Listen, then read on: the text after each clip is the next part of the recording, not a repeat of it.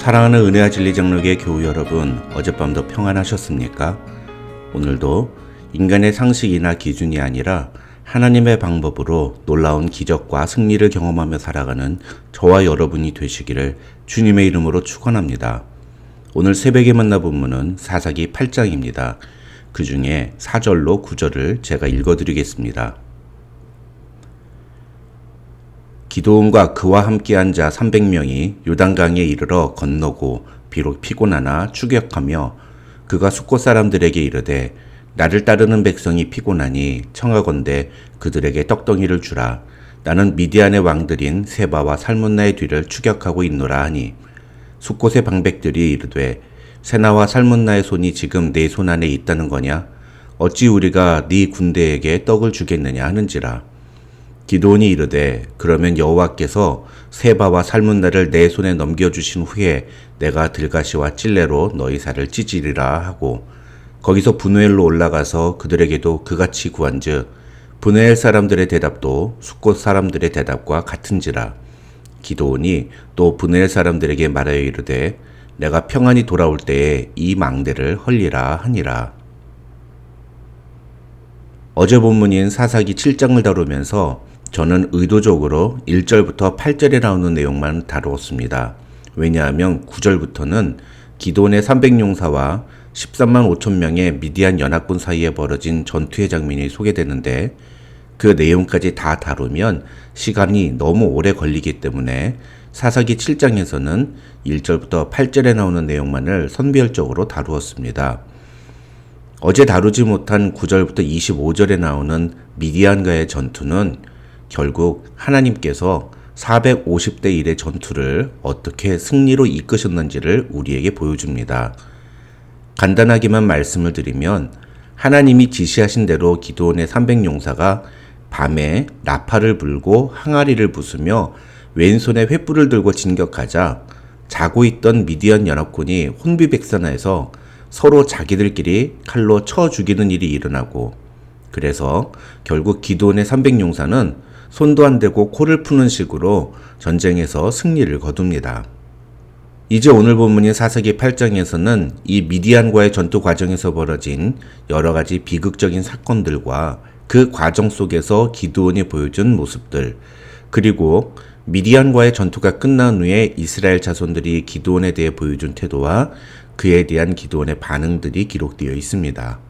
결론부터 말씀을 드리면 이 사사기 8장에 기록된 내용들은 어떻게 보면 사사 기드온의 부정적인 모습, 아니 좀 더 정확하게 말씀을 드리면 사사 기드온이 하나님의 뜻이 아닌 자신의 생각과 판단대로 행동하는 모습을 보여주고 있다고 말씀드릴 수 있습니다.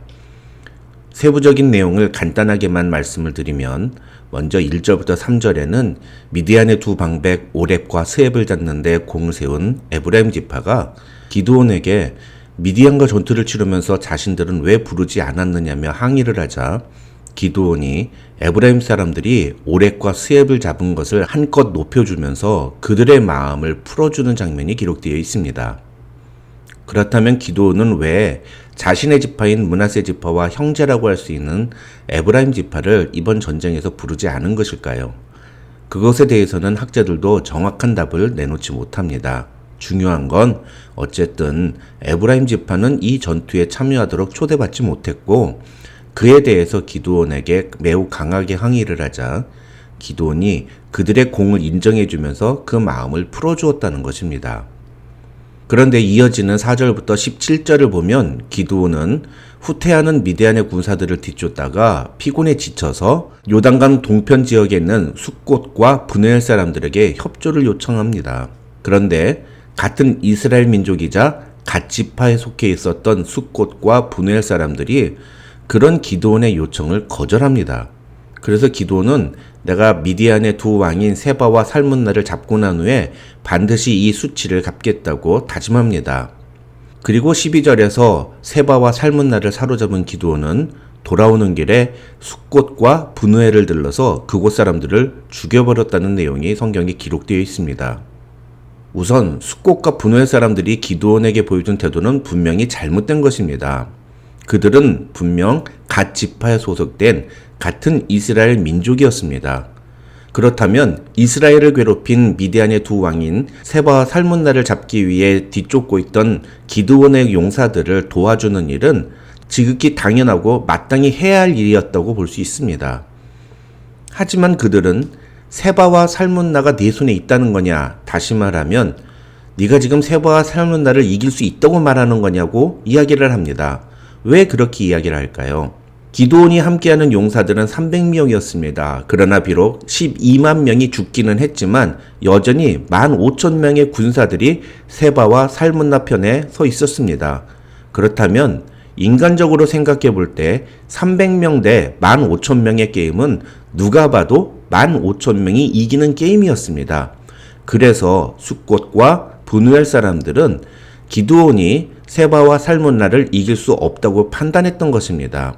다시 말하면 숫곳과 브누엘 사람들은 같은 이스라엘 민족이지만 세바와 살문나의 눈치를 보면서 기드온의 요청을 거절했고 그로 인해서 기드온에게 복수를 당한 것입니다. 형제의 어려움을 외면하고 기회주의적으로 자신에게 피해가 오지 않는 것을 선택했던 숫곳과 브누엘 사람들은 결국 비참한 최후를 맞이하게 된 것입니다. 하지만 그럼에도 불구하고 우리는 이 과정에서 기드온의 태도에 주목할 필요가 있습니다. 앞서 1절부터 3절에서 기드온은 자신에게 항의하는 에브라임 지파에 대해서는 매우 겸손하고 낮은 자세로 그들을 치켜 세워줬습니다. 그러나 4절부터 17절에서 기드온이 숫곳과 브누엘 사람들에게 보여준 태도는 매우 잔인하고 폭력적입니다. 더 중요한 것은 이러한 기드온의 행동은 철저히 자신의 감정에서 비롯된 행동이고 이러한 모습이 18절부터 나오는 사사기 8장의 내용에 고스란히 담겨 있다는 것입니다. 18절부터 28절을 보시면 기드온은 미디안을 이끌었던 두 왕인 세바와 살문나를 잡아 죽이는 장면이 나옵니다. 여기서 중요한 것은 19절인데 먼저 18절을 보시면 기드온은 세바와 살문나에게 너희가 다볼에서 죽인 자들은 어떠한 사람들이냐는 내용을 묻습니다. 그런데 이 기드온의 질문은 성경 그 어디에도 기록되어 있는 내용이 아닙니다. 하지만 세바와 살문나는 기드온의 그런 질문에 그들은 너와 같아서 하나같이 왕자들의 모습과 같더라 하고 대답합니다. 다시 말하면 기드온이 질문한 그 내용이 실제로 있었다는 것입니다. 그러자 기드온은 뭐라고 대답하느냐? 그들은 내 형제들이며 내 어머니의 아들들이니라고 대답합니다. 학자들은 이 내용을 근거로 기드온이 그렇게 세바와 살문나를 뒤쫓아서 죽이려고 했던 것은 하나님의 뜻에 따른 행동이 아니라 자신의 개인적인 원한을 복수하기 위한 것이었다고 해석합니다. 그러면서 7장에서 하나님의 구원의 과정으로서 시작된 미디안과의 전투가 8장에서는 기드온의 개인적인 복수로 변질되었다고 설명합니다.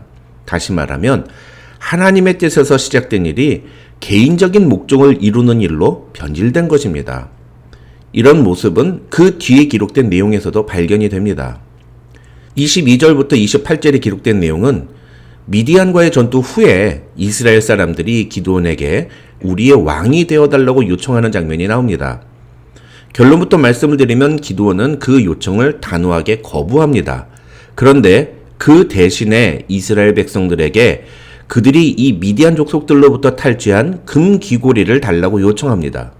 그리고 기드온은 그렇게 받은 금 귀고리를 가지고 제사장들이 입는 에봇을 만들어 자기 집에 둡니다. 이 에봇은 하나님의 뜻을 분별할 때 입는 옷입니다.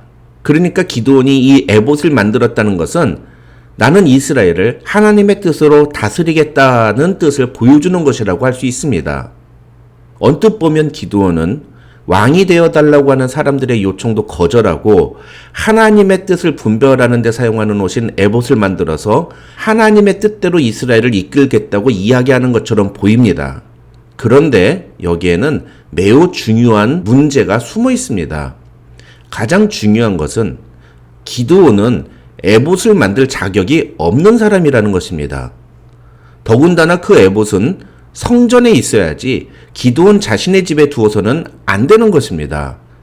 그런데 기드온은 그 에봇을 자기 마음대로 만들고 그 에봇을 자기가 사는 성에다가 갖다 둡니다. 그 결과 27절을 보시면 온 이스라엘은 그것을 음란하게 위함으로 그것이 기드온과 그의 집에 올무가 되었다고 성경은 기록하고 있습니다. 겉으로 보기에는 하나님의 뜻을 추구하는 것처럼 보일런지 모르지만 사실은 지극히 잘못된 방법으로 개인의 욕망을 이루는데 하나님을 사용하는 그런 매우 잘못된 모습을 기드온이 보여준 것입니다. 그래서 많은 학자들은 이 사사기에서 사사들이 변질되는 모습을 보여주는 것이 바로 이 사사기 8장이라고 이야기를 합니다. 다시 말해서 하나님의 도구로 쓰임받았던 사사들이 점점 개인의 뜻과 개인의 생각과 개인의 판단대로 움직이는 것을 보여주는 것이 바로 이 사사기 8장부터라는 것입니다. 하나님의 뜻을 나의 개인적인 목적을 이루는 데 사용해서는 안 됩니다. 하나님을 향한 우리의 태도는 어떠한 이유에서도 변질되어서는 안 됩니다. 그것은 우리 모두에게 비참한 결과를 가져올 뿐이라는 것을 오늘 사사기 8장은 우리에게 보여주고 있는 것입니다.